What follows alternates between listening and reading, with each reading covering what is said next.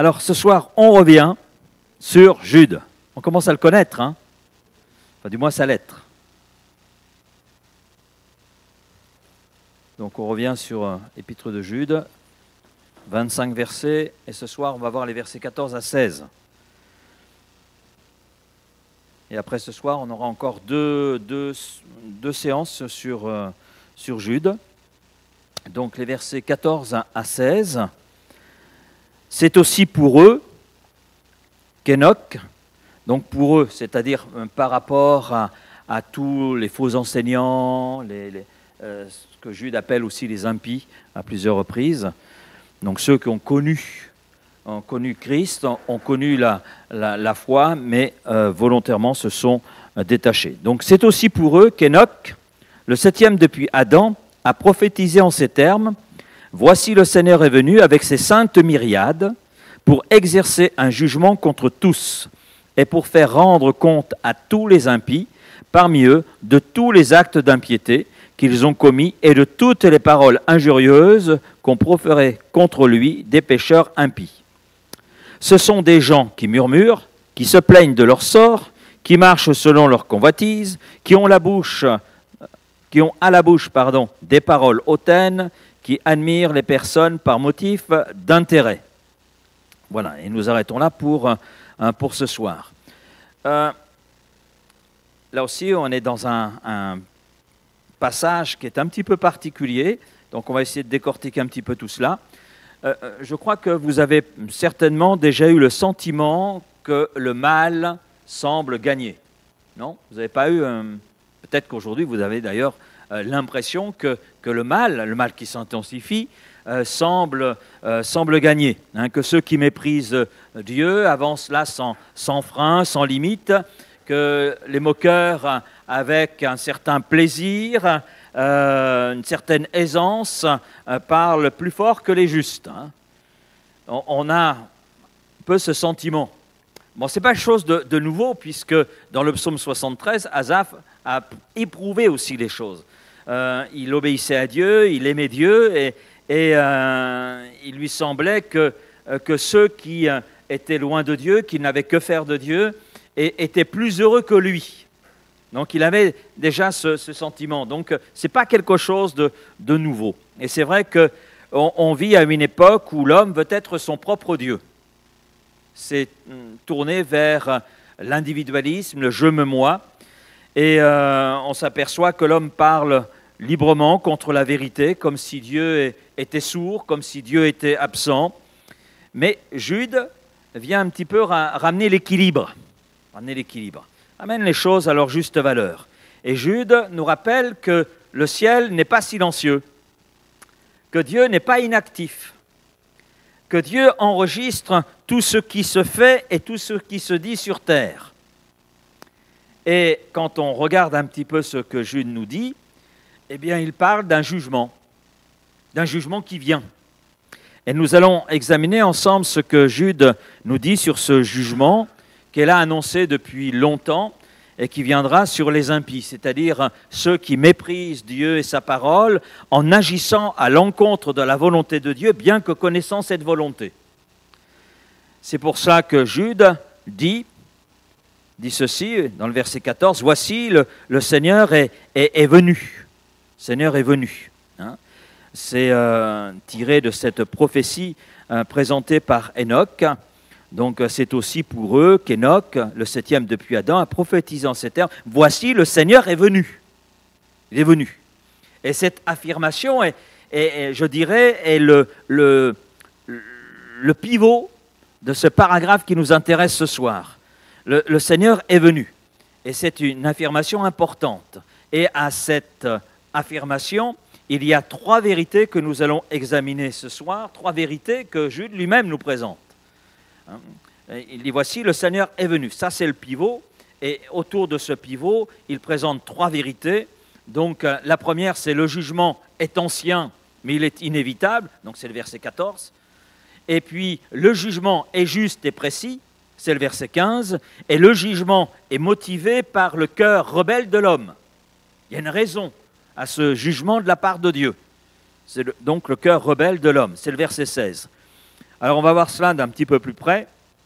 Tout d'abord, le jugement est annoncé depuis les origines, c'est la première vérité. Donc je reviens sur ce verset 14. C'est aussi pour eux qu'Enoch, le septième depuis Adam, a prophétisé. Voici le Seigneur est venu avec ses saintes myriades.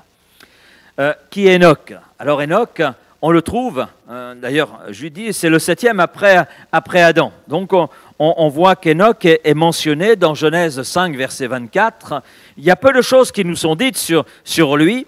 Il nous est dit quelque chose d'important, quelque chose d'essentiel finalement, même s'il est dit peu de choses, ce qui est dit est beau. Est beau. Enoch marcha avec Dieu, puis il ne fut plus. Pourquoi? Parce que Dieu le prit avec lui. Et j'ai déjà dit, mais j'aime tellement ce commentaire qui a été fait par une petite fille dans le cadre d'une rencontre pour enfants. Et ce commentaire de cette petite fille disait, mais en fait, Enoch a tellement fait de promenade avec Dieu qu'un jour Dieu lui a dit, viens chez moi. Ça semble enfantin, mais je crois que c'est la réalité. Et Enoch marcha avec Dieu, et puis un jour il ne fut plus, parce que Dieu lui dit, ben, viens jusque chez moi. Voilà. Et il est entré dans la présence éternelle de Dieu. Et on a finalement, dans la personne d'Enoch, un homme qui est proche de Dieu, un homme qui a une intimité, un homme qui a su maintenir cette intimité, qui a su grandir dans cette intimité, dans une époque pleine de corruption. C'est ça aussi qui est intéressant. Enoch a vécu dans un contexte, et je dirais dans un contexte un peu similaire au contexte dans lequel nous nous trouvons. Et j'aime beaucoup le témoignage d'Enoch. Il a vécu avant le déluge. D'ailleurs, la suite présente justement la méchanceté de cette génération et le jugement de Dieu à travers le déluge. Et selon la tradition juive, selon le livre d'Enoch, qui n'est pas dans les livres bibliques, mais selon la tradition juive, Enoch a reçu la révélation d'un jugement futur, de choses qui allaient se réaliser. C'est pour ça que Jude cite cette prophétie ici pour montrer que le jugement divin n'est pas une nouveauté. Ce que j'apprécie dans le témoignage d'Enoch, c'est que si cet homme, un homme de la même nature que nous, a été capable de marcher avec Dieu toutes ces années dans un univers corrompu, et qu'il a trouvé grâce auprès de Dieu, c'est que nous pouvons nous aussi, enfants de Dieu, marcher comme Enoch a marché dans la présence de Dieu, malgré le contexte. Ce n'est pas le contexte dans lequel nous pouvons nous trouver qui définit notre marche, c'est notre relation avec Dieu. Voilà ce qui est essentiel. Et à partir du moment où on cultive cette relation avec Dieu, quel que soit le contexte dans lequel on peut se trouver, eh bien, on peut marcher, avancer et trouver grâce auprès du Seigneur et hériter la gloire. Maintenant, par rapport à ce que dit Jude, il nous dit finalement que le retour de Dieu pour juger les impies n'est pas une invention chrétienne récente. Non, il nous dit, mais c'est une vérité. Ce n'est pas une invention, c'est une vérité qui est ancienne. Ça date déjà de l'époque d'Enoch, donc la période du déluge qui précède le déluge.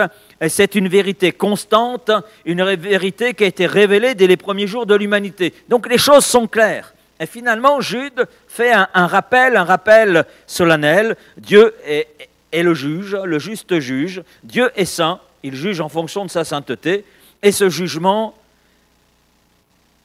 est venu à travers le Seigneur Jésus, qui sur le bois de la croix d'ailleurs a tout accompli, mais nous serons jugés en fonction aussi de l'œuvre de Jésus-Christ et de notre position par rapport à l'œuvre de Jésus-Christ. Ce qui est intéressant, c'est que le verbe que Jude utilise est un verbe au passé, le Seigneur est venu. Donc c'est une manière prophétique de dire que c'est aussi certain que si c'était déjà fait. Parce que pour Dieu, un jour est comme 1000 ans. Et puis Jésus est le même hier, aujourd'hui, éternellement. Donc ce qui nous montre que Dieu le Père, Dieu le Fils, Dieu le Saint-Esprit, est en dehors des limitations humaines, du temps, dans lequel nous sommes coincés. Il est en dehors. C'est lui d'ailleurs qui a fondé le temps. 1 jour, 2 jours, 3 jours. On revient à la Genèse, à la création. Et là, Jude est en train de nous dire, mais le Seigneur est venu. C'est les choses qui sont accomplies, mais qui sont dans une continuité d'accomplissement. On peut prendre une image, je prendrai l'image d'un train qui est lancé à toute vitesse. Vous avez certainement ressenti cela, vous êtes sur un quai de gare, vous attendez le train, et en général, quand le train est annoncé, tous ceux qui vont emprunter ce train se penchent pour le voir, non ? En général, c'est ce qui se passe. Hein. Et de loin, on peut penser, non, il ne va pas arriver, on n'imagine pas la vitesse à laquelle roule ce train. On le voit de loin, enfin nous, ça nous semble très loin, et il semble petit comme cela, mais on s'aperçoit qu'en quelques secondes, il arrive sur le quai. D'où cette annonce, veuillez vous écarter du quai s'il vous plaît. Hein. Donc il y a cette annonce. Hein. Donc on peut s'imaginer qu'il n'arrivera pas, mais il vient. Et plus il s'approche, plus il est impossible de l'ignorer. Ben, c'est la même chose quand on considère la parole de Dieu, qu'on considère le jugement de Dieu. Le jugement de Dieu, c'est ce train que l'humanité pour l'instant ignore, raille ou fuit, mais qui arrivera à l'heure prévue, c'est sûr, c'est sûr.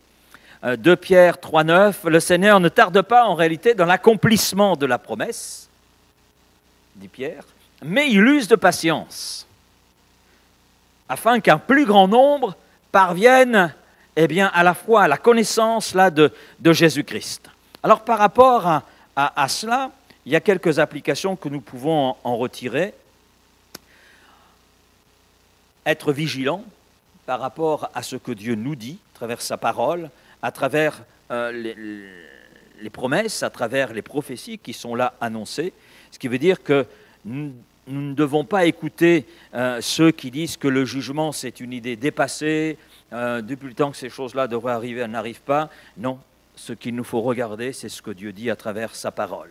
Et il ne faut pas oublier ce que dit l'auteur de l'épître aux Hébreux. On ne sait pas qui c'est. On sait que l'auteur c'est Dieu, mais on ne sait pas qui a écrit cette épître, et peu importe. Mais dans cette épître, au chapitre 12, Dieu nous est présenté comme un feu dévorant. Un feu dévorant. Donc, il y a des choses qui vont s'accomplir dans ce que Dieu annonce concernant nos jugements. Et puis, si nous appartenons à Christ, c'est vrai que ce jugement, on n'a pas à le craindre. On n'a pas à le craindre. En tant qu'enfant de Dieu, on n'est pas dans la crainte de ce jugement. Pourquoi ? Parce qu'on a offert nos vies à Christ, et c'est lui qui a supporté le jugement que nous aurions dû supporter, lui qui l'a supporté à notre place. Et à partir de là, en Jésus-Christ, nous sommes rendus justes. Donc, nous pouvons ainsi entrer dans la présence sainte de Dieu, avec crainte, bien sûr, crainte et tremblement, pour reprendre l'expression biblique, c'est-à-dire avec respect, avec révérence. Mais on n'est pas dans la peur, parce qu'on sait que Jésus-Christ a tout accompli et que le jugement sous lequel nous étions à cause de notre péché, c'est Christ qui s'en est chargé.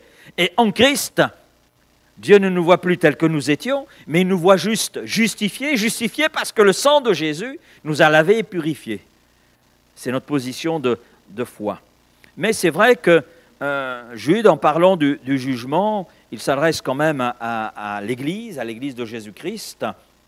Donc, il est là en sous-entendu, disant, vous qui appartenez à Christ, n'oubliez pas cette réalité, et que votre foi ne soit pas une foi tiède, que vous ne puissiez pas entrer dans le compromis, mais au contraire, à travers ce que je vous dis, je sous-entends un petit peu ce que Jude peut dire, mais par rapport à ce jugement, restez concentrés, restez vigilants et continuez votre témoignage, même si l'univers dans lequel vous êtes est un univers difficile. Et on comprend, puisque ceux auxquels Jude s'adresse vivaient la persécution, vivaient des temps difficiles, mais Jude était là pour les encourager, leur dire, oui, il y a un jugement qui est annoncé, mais vous êtes en Jésus-Christ. Le Seigneur est venu. Donc ça sous-entend que Christ a accompli cette œuvre pour que vous, en tant qu'enfants de Dieu, vous ne supportiez pas ce jugement parce que vous avez déjà réalisé que Christ s'était chargé de ce jugement qui reposait sur vous. Donc c'est un message qui est là précieux pour nous. On arrive au verset 15. Jude continue pour exercer un jugement contre tous et pour faire rendre à tous les impies parmi eux et de tous les actes d'impiété qu'ils ont commis et toutes les paroles injurieuses qu'ont professées contre lui des pécheurs impies. Je ne sais pas si vous avez remarqué, mais dans notre traduction, Jude répète 4 fois le mot tous, tous, tous, tous, et 3 fois le mot impie. Et ce n'est pas accidentel. Cette répétition, elle est volontaire, parce que Dieu, à travers Jude, veut mettre un accent sur certains points, et il veut montrer, par exemple, que le jugement sera universel. Tous nous serons concernés. C'est vrai que tous nous sommes concernés par le péché, donc alors tous concernés par l'œuvre de Jésus-Christ. Maintenant, ce qui fait la différence, c'est qu'il y a ceux qui acceptent l'œuvre de Jésus-Christ, qui acceptent le pardon de Dieu, qui acceptent d'être justifiés par le sang de Jésus, et il y a ceux qui refusent. Mais il y a aussi ceux qui ont accepté pendant un temps, mais qui ont fait marche arrière, et que bien que connaissant la volonté de Dieu, ils préfèrent vivre comme bon leur semble. C'est aussi à ces personnes que Jude s'adresse. Donc, nous dit finalement que le jugement sera universel, tous seront concernés, que le jugement sera personnel, chacun rendra compte pour ses propres actes, et puis que le jugement sera précis, c'est-à-dire que Dieu, n'oubliera aucun détail. Aucun détail. Et je pense qu'on peut lui faire confiance. Si Dieu est capable de compter le nombre de cheveux que nous avons sur notre tête, donc je pense qu'à partir de là, il saura mettre en évidence tous les détails qui doivent être mis en évidence. Rien n'est caché devant lui. On peut cacher bien des choses aux hommes, bien des choses aux gens qui nous entourent, mais à Dieu, c'est inutile. Il voit tout, il sait tout, et cela dans tous les détails. Et 2 aspects, quand on examine ce que dit Jude, 2 aspects sont jugés là. Il y a les actes d'impiété, actes qui ne respectent pas Dieu, qui brisent sa loi, qui brisent ses commandements, commandements ne sont pas là pour satisfaire notre moi, mais qui sont là pour nous montrer que nous sommes pécheurs, parce que la loi est un pédagogue. La loi, elle révèle l'incapacité de mettre en pratique tous les commandements de Dieu, donc elle révèle ce que nous sommes réellement, et elle révèle combien nous avons besoin de Dieu, besoin de lui. Sans moi, vous ne pouvez rien faire. Jésus le dit très bien à ses disciples. Et Pierre l'a appris cela. Le disciple Pierre l'a appris à ses dépens, mais il a retenu la leçon. On sait qu'il a appris à dépendre de Dieu, bien qu'au préalable, il se croyait fort. Mais il a appris. Et puis, deuxième aspect qui sera jugé, c'est les paroles dures, critiques, moqueries, les accusations contre Dieu. C'est ce que nous présente Jude. Et puis, l'insistance sur le mot impie, impiété. Jude est en train de nous dire, mais le jugement sera quelque part plus sévère envers ceux qui ne sont pas ignorants. Vers ceux qui ne sont pas ignorants. Ceux qui sont impies, comme j'y reviens sur la définition, c'est ceux qui méprisent Dieu, qui méprisent sa parole et sa volonté, et qui agissent à l'encontre de ce que Dieu veut, de ce que Dieu a dit à travers sa parole, tout en sachant qui est Dieu, ce que Dieu a fait en Jésus-Christ. Donc, il s'adresse tout particulièrement à ces gens-là. Il semblerait qu'il y en avait à son époque, et que dans l'Église de Jésus-Christ, il y en avait. Donc, il dit, mais ces gens sont rebelles, ils parlent contre Dieu, comme s'ils étaient au-dessus de Dieu, mais en réalité, pour tout ce qu'ils vont exprimer et tout ce qu'ils vont faire, il va y avoir un jugement dans les détails, et qui sera précis. Finalement, je dirais que sa lettre et par rapport à ces personnes, un appel à la repentance.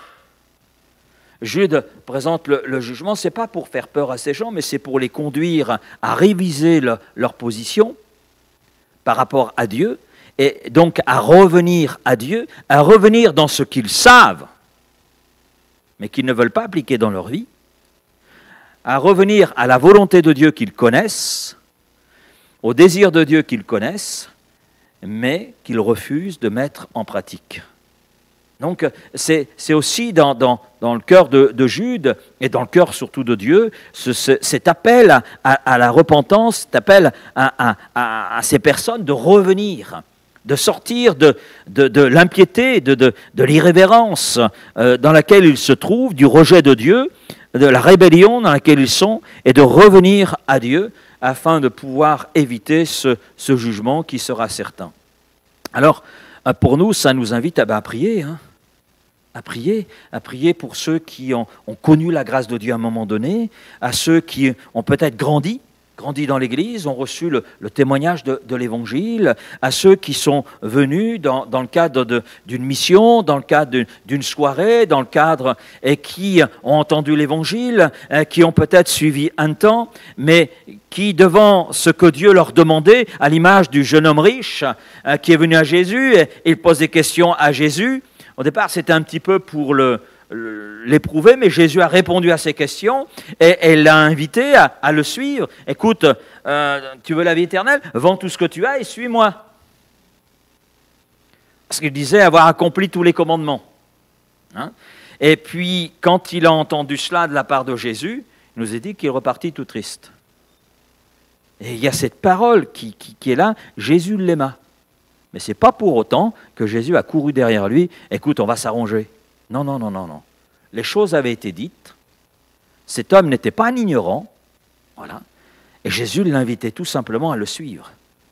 Jésus l'aima, oui, Jésus aimait cet homme, comme il l'a manifesté à travers sa mort sur la croix, son amour pour chacun d'entre nous, et pour tous les hommes à la fois, mais la repentance sur Christ, ça nous revient.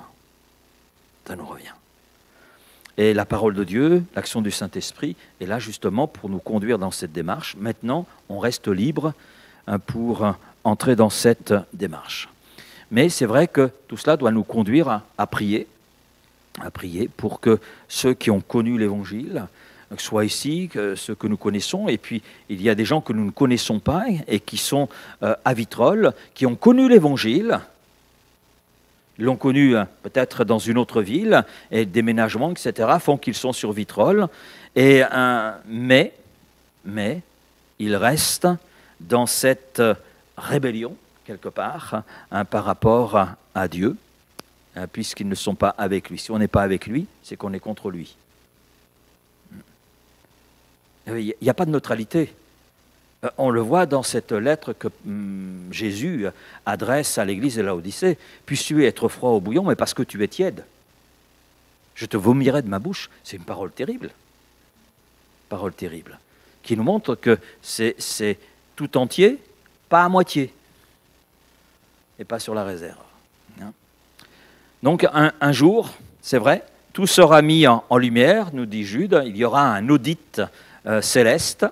Donc chaque clic, chaque commentaire moqueur, chaque mépris de la parole, chaque moment d'hypocrisie, chaque manipulation spirituelle, etc. Tout cela est noté par le Seigneur. Rien ne sera oublié, on peut lui faire confiance. Mais Dieu ne jugera pas simplement les crimes, entre guillemets, visibles, mais aussi les pensées cachées. Et le jugement, si je tiens compte de Romains 2, chapitre 2, verset 2, le jugement de Dieu sera selon la vérité. Et la vérité, c'est selon Christ, en relation avec la personne et l'œuvre de Christ, mais aussi en relation avec la parole de Dieu que nous avons entre les mains. Alors, de là, on retire aussi une application pour notre vie aujourd'hui. J'ai retiré une application, à savoir prier pour ceux qui se trouvent dans la situation décrite par Jude. Mais je pense aussi que ce que dit Jude dans ce verset 15 nous pousse à rechercher une vie intègre. Une vie intègre. même dans le secret, même dans le privé. Hein. Et puis, de réaliser que le Seigneur eh bien, veut nous aider. C'est peut-être difficile, on rencontre des difficultés, mais le Seigneur veut nous aider, il veut nous accompagner dans cette marche, dans l'intégrité, dans la sainteté, la recherche de la sanctification. Et on peut compter sur lui. Pourquoi nous a-t-il accordé le Saint-Esprit? Pour nous conduire dans notre sanctification, pour nous conduire dans le chemin qu'il a tracé pour nous. Et s'il nous accorde justement son esprit, c'est parce qu'il savait très bien que les choses seraient difficiles pour nous. Que le vieil homme qui est là et qui nous colle à la peau, eh bien, va parfois réagir. C'est vrai que parfois il réagit, veut rentrer dans une forme de compromis, d'opposition même. Mais le Saint-Esprit est là, et la parole de Dieu est là. Et dans la mesure où on s'alimente de cette parole, eh bien, on est là poussé à aller de l'avant et à persévérer dans cette marche avec Christ. Mais il est sûr que Jésus reviendra pour établir la justice. On arrive au verset 16. Ce sont des gens, il parle des impies, hein, ce sont des gens qui murmurent, qui se plaignent de leur sort, qui marchent selon leur convoitise, qui ont à la bouche des paroles hautaines, qui admirent les personnes par motif d'intérêt. Alors là, c'est un portrait, j'allais dire, moral et spirituel que Jude dresse concernant les impies. Il y a 5 caractéristiques qui sont profondes et puis aussi actuelles, hein, puisque je crois en l'actualité de la parole de Dieu. Ce qu'elle dit n'est pas détaché de la réalité du monde dans lequel nous sommes, loin de là. Dieu colle à notre réalité, colle à notre actualité. Alors, il dit tout d'abord, ce sont des gens qui murmurent. Ce sont des murmurateurs. Je ne sais pas si le mot existe. Il n'existe pas. Bon, on l'invente pour ce soir. Hein, voilà, des murmurateurs. Ça résume ce que dit Jude, ce sont des gens qui murmurent. Qu'est-ce que le murmure? Vous savez ce qu'est le murmure? Quelle définition vous donneriez au murmure?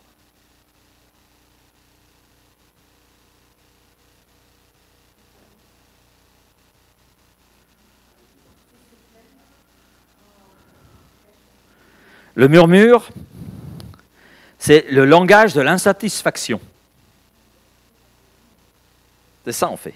C'est prononcé à voix basse, mais qui est entendu par Dieu, ce que l'on n'ose pas parce qu'on est dans l'insatisfaction prononcée à haute voix.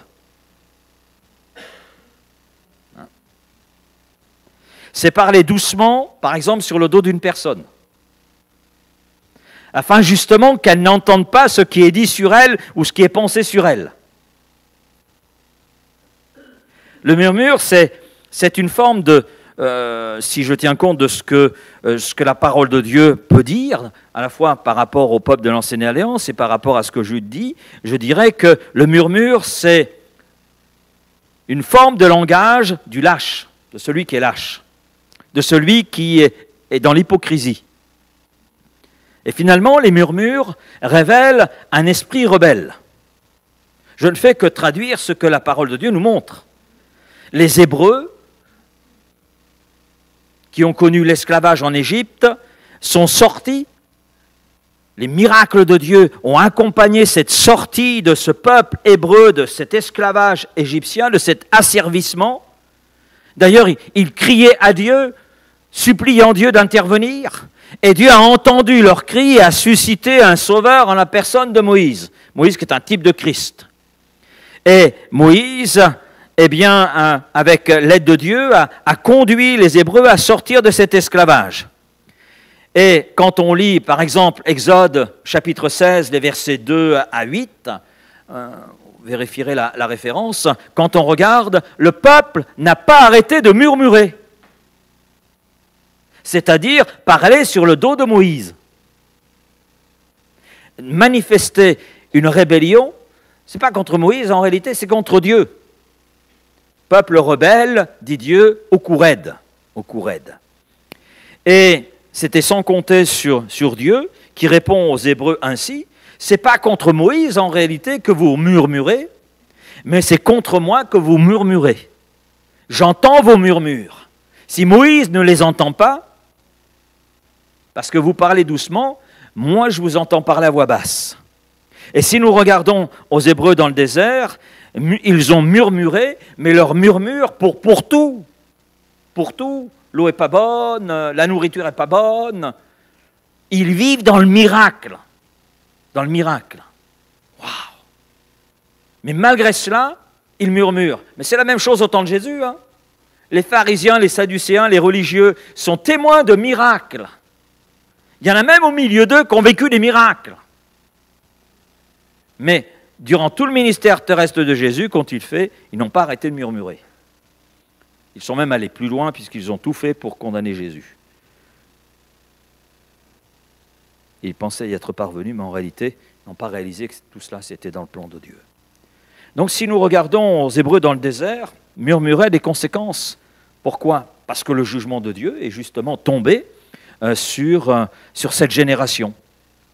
C'est un péché souvent négligé, mais cela reste un péché devant Dieu, un péché devant lequel Dieu n'est pas indifférent, bien au contraire, puisqu'il a jugé les Hébreux, qui ont toute une génération a péri dans le désert à cause justement de ce cumul de murmures, donc ce cumul de rébellion. Eh bien, on s'aperçoit que oui, Dieu a jugé les murmures parce que finalement, c'était l'expression du péché. Et le péché, c'est se rebeller contre Dieu, se rebeller contre sa volonté. Et le murmure révèle une contestation intérieure contre l'autorité divine. C'est contester contre Dieu. Mais qui sommes-nous pour contester contre Dieu? Le murmure, ça détruit la communion fraternelle, on le sait, et la confiance. Pour cela d'ailleurs que Jude en parle. Il avertit l'Église, attention. Et puis le murmure détruit l'unité, ça mine la foi, ça éteint aussi le Saint-Esprit. Alors de ça, on en retire des applications. Apprendre à exprimer nos frustrations à celui qui est capable de les entendre et de nous aider à sortir de la frustration. C'est-à-dire exprimer nos insatisfactions, nos frustrations à Dieu. Déchargez-vous sur moi de tous vos fardeaux. Et la frustration, l'insatisfaction, ça peut être un fardeau. Et c'est un fardeau puisque ça conduit à être des murmurateurs. Donc, mais le Seigneur nous dit, déchargez-vous sur moi, ne restez pas avec ces fardeaux-là, déchargez-vous. Et en retour, moi je vous donnerai ma paix, je vous donnerai le repos qui est là nécessaire. Et Paul pourra dire à l'église de Philippe, et quand je vois l'église de Philippe, c'est une église modèle,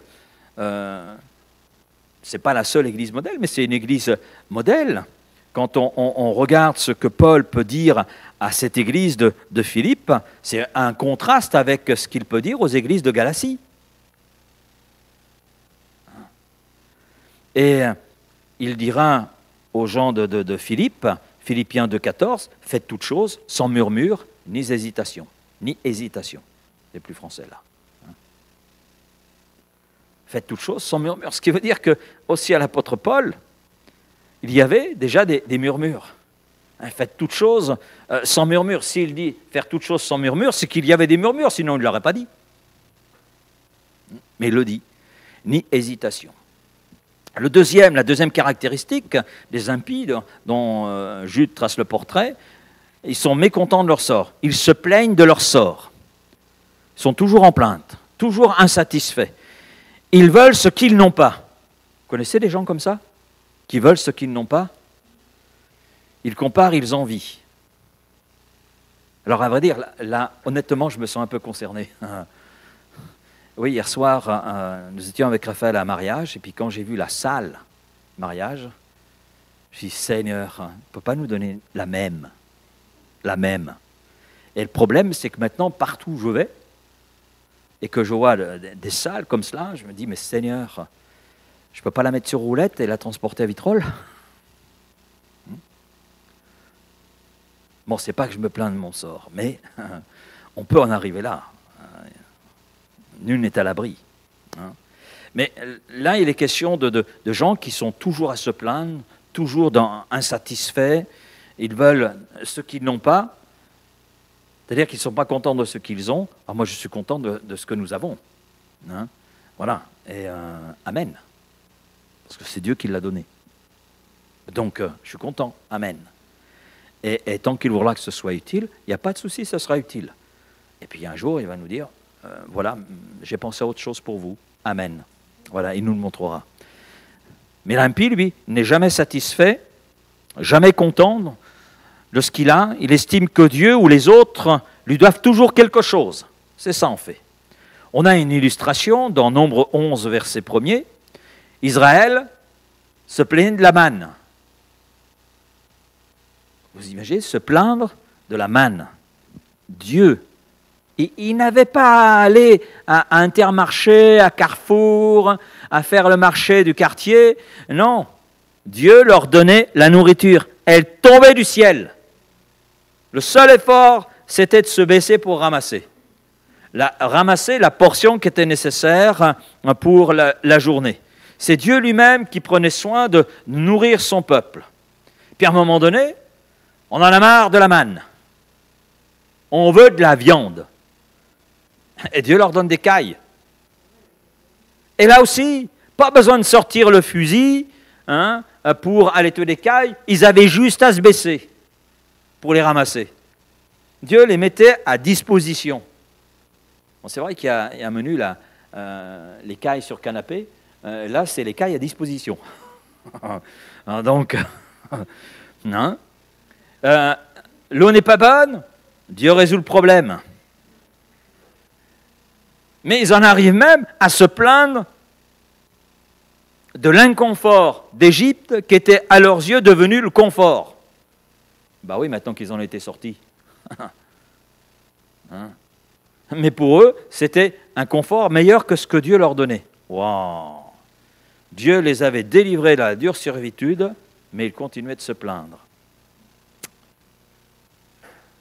La plainte, vous savez, ça ronge la foi. Et d'ailleurs, ça les a rongés. Ça les a rongés, ça rongeait leur foi.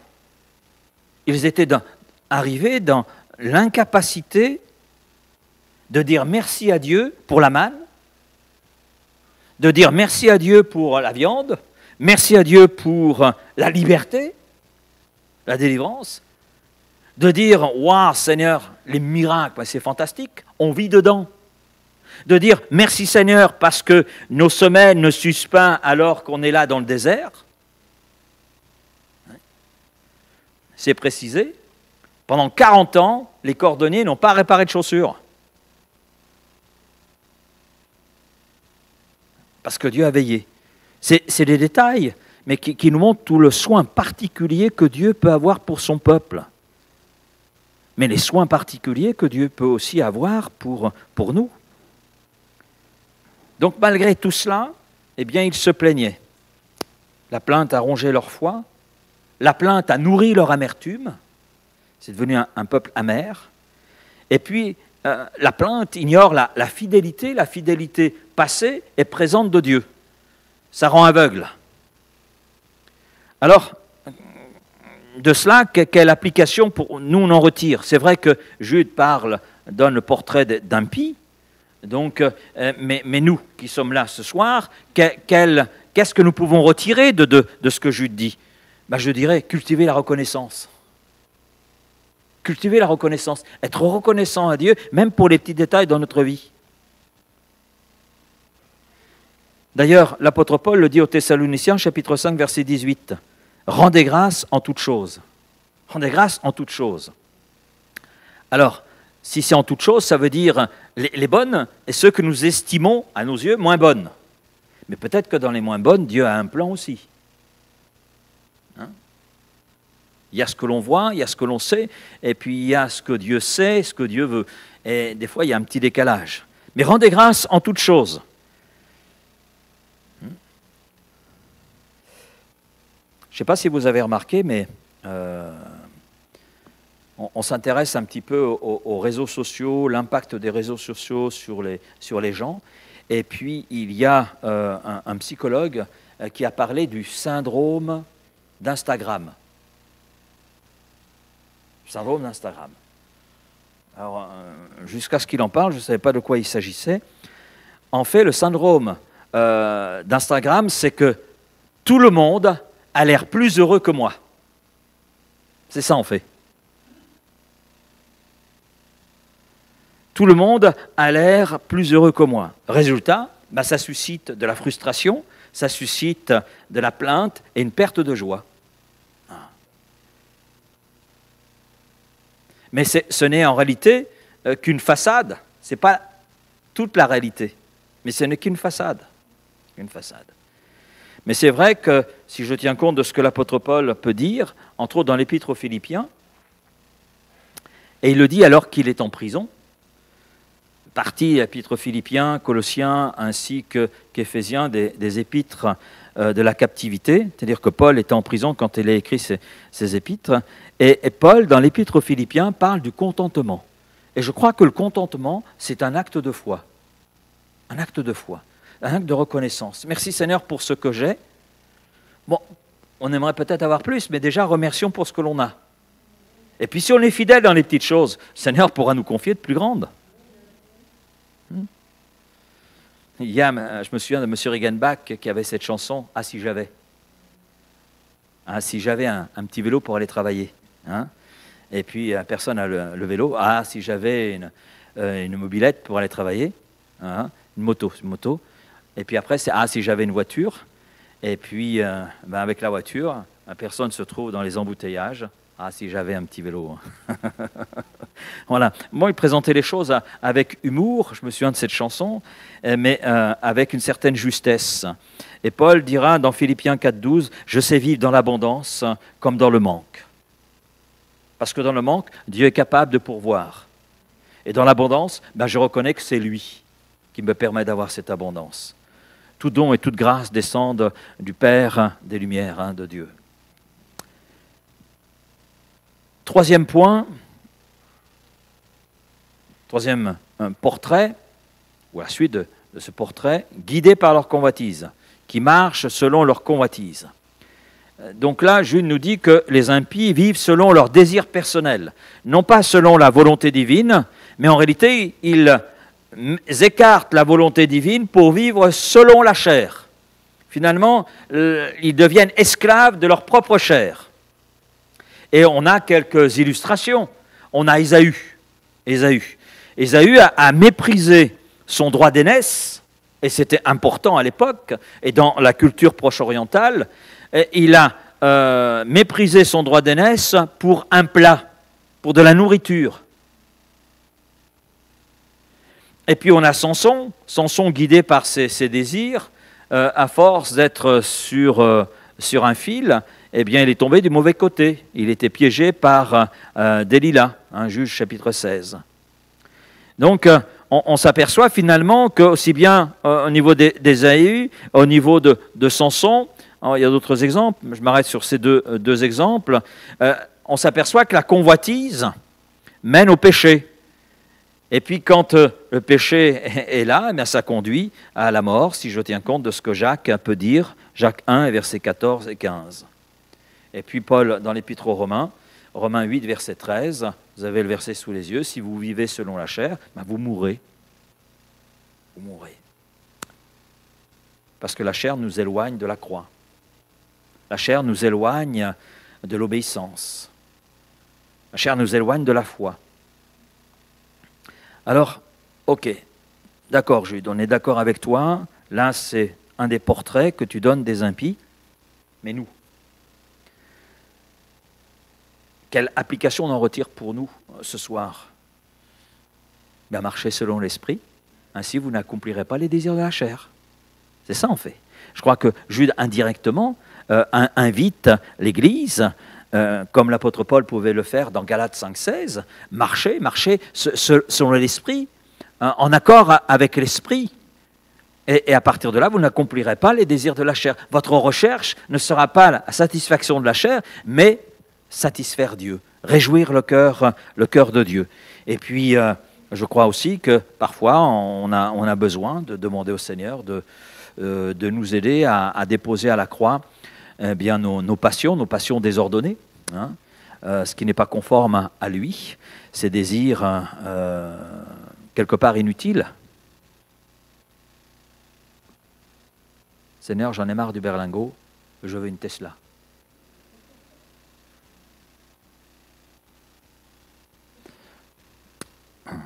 C'est juste un exemple, hein, parce que je ne veux pas de Tesla. Donc, mais savoir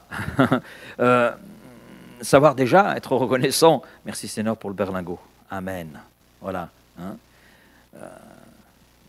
Mais je peux toujours demander une Tesla. Mais si ce n'est pas dans la volonté de Dieu, à quoi ça sert?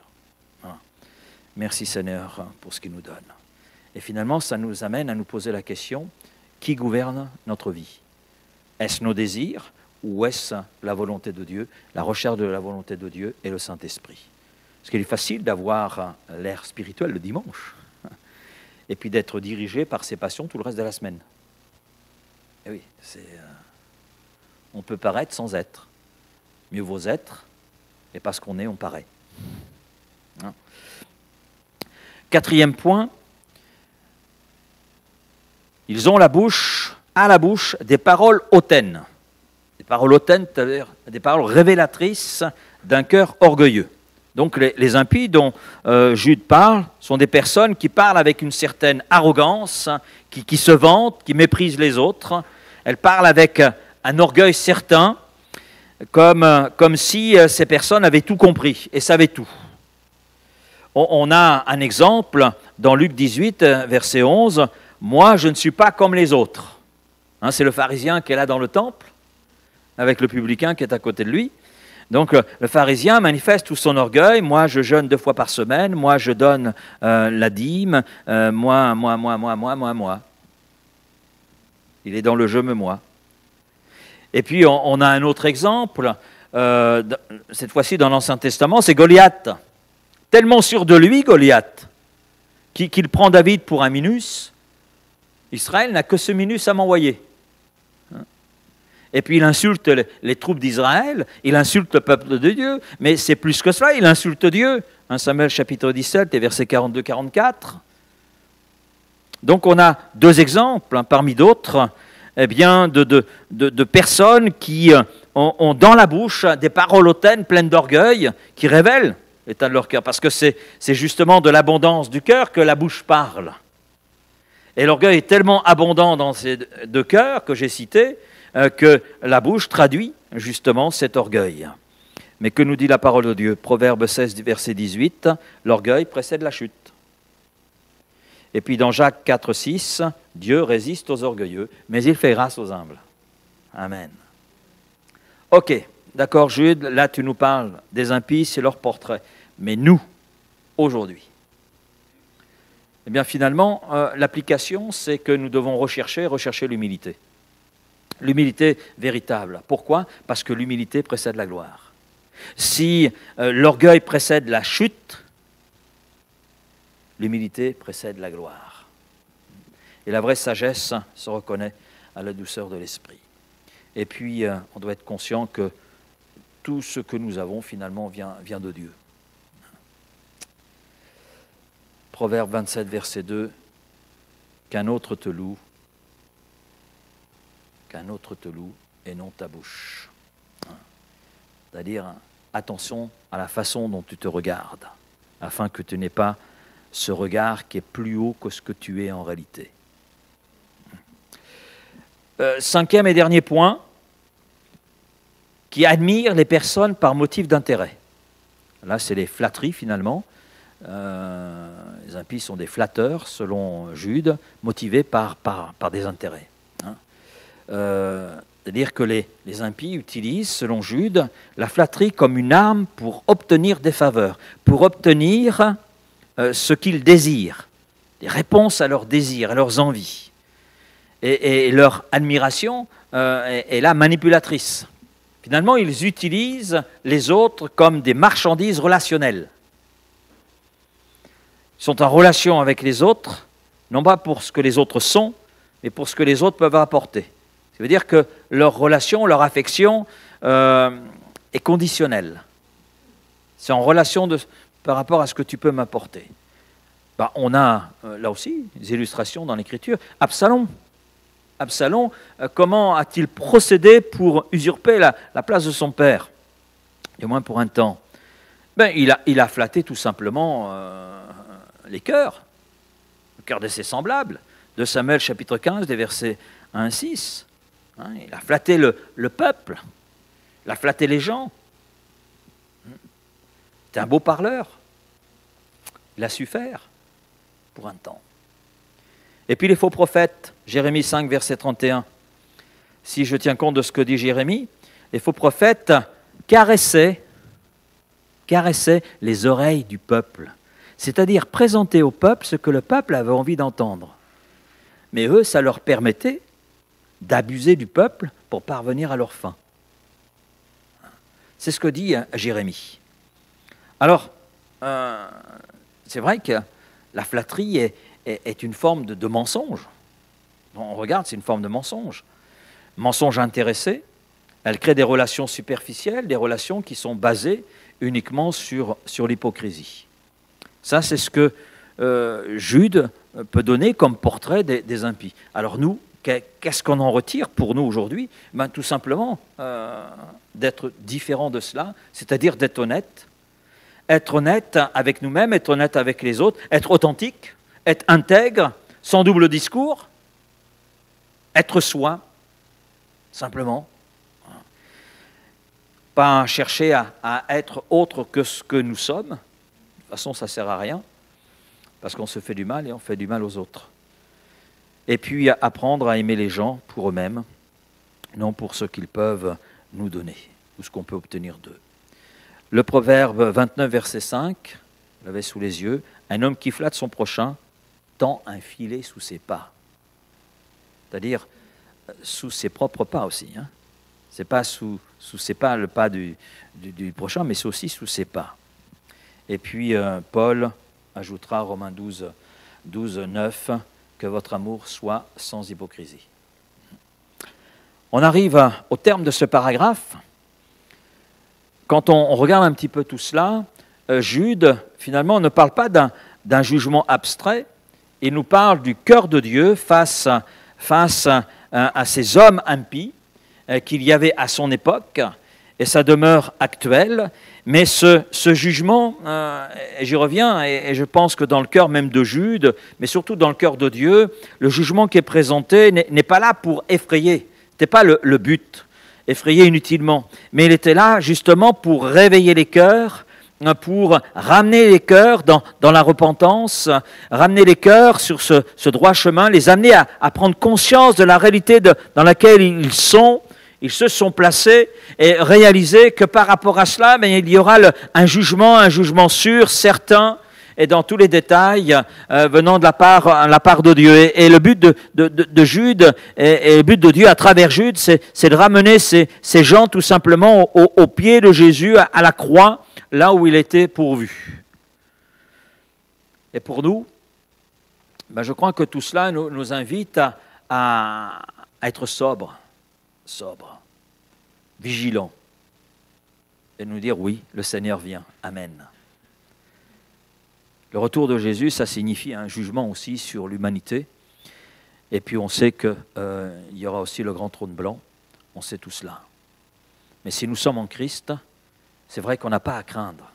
On n'a pas à craindre ce jour. On n'a pas à craindre le jugement de Dieu. Parce que le juge, en réalité, en raison de la foi que nous avons placée en Christ, et par le fait que nous sommes justifiés par le sang de Jésus, eh bien, celui qui est le juge, en fait, est notre sauveur. Est notre sauveur. Donc on ne va pas comparaître devant lui comme les impies, mais comparaître devant lui avec cette voix qui retentira entre bons et fidèles serviteurs dans la joie de ton maître.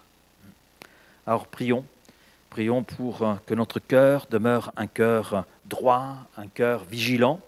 Veille sur ton cœur plus que sur toute autre chose. Parce que cet épître de Jude nous avertit l'Église, présente des dangers que l'Église rencontre, mais avertit l'ensemble de l'Église sur les dispositions de cœur qui doivent être ceux des membres qui composent cette Église, et de parler avec une langue sanctifiée, amen, et puis d'avoir une vie qui est là consacrée à celui qui revient, et c'est sûr qu'il revient. Amen. Voilà, jeudi prochain, on verra la suite. il y a une suite. On arrive à la fin de cet épître, mais il y a une suite. Donc on abordera les versets 17 et suivants. Et puis ça, ce sera notre 8e session. Et pour la 9e, bon, on verra les versets 24 et 25. Voilà. La conclusion, et quelle conclusion, une belle conclusion que Jude nous donne, mais ça, on verra ça pour une prochaine fois. Hein? En grâce au Seigneur. Merci Seigneur pour cette soirée, pour ce temps d'étude sur cette lettre de Jude.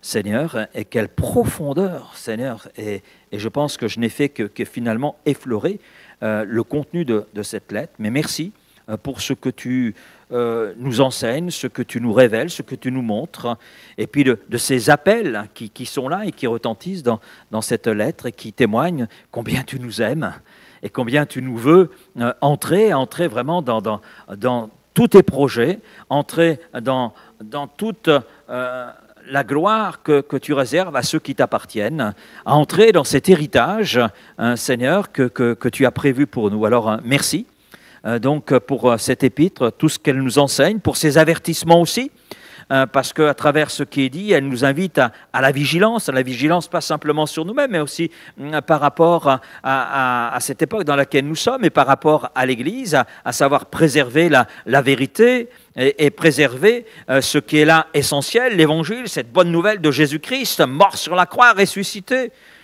Eh bien Seigneur, merci de nous aider en cela, parce que l'Église, eh bien c'est le pilier, l'appui de la vérité justement. Et nous voulons être ce pilier solide, ce pilier sûr, sur lequel repose la vérité. Seigneur, merci de bénir chacun d'entre nous, de bénir ceux qui étaient là à l'écoute de cette étude, Seigneur, à travers nos réseaux. Merci de bénir chacun, d'encourager chacune, Seigneur. Et je crois que, oui, à travers ce que tu nous enseignes dans cette épître, tu nous encourages vraiment à persévérer, à aller de l'avant. Et nous t'en sommes vraiment reconnaissants, Père. Et cela dans le nom de Jésus. Amen. Amen, amen. Merci, Seigneur. Amen.